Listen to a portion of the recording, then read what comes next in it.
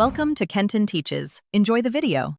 You start by verifying prerequisites so you don't chase ghosts. Confirm OS, Python, CUDA driver, and framework versions because mismatches cause silent restarts.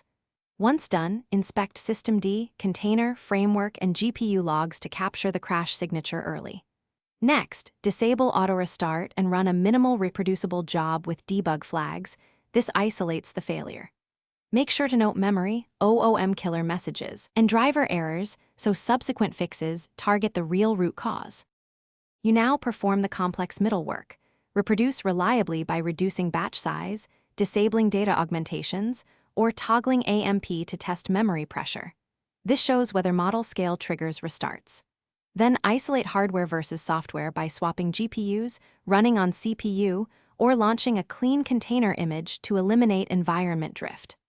Once isolated, apply the targeted fix, upgrade or roll back drivers. Install a framework hotfix, or adjust ulimit and cgroup settings to prevent resource enforcement from killing your process. You finish by validating stability.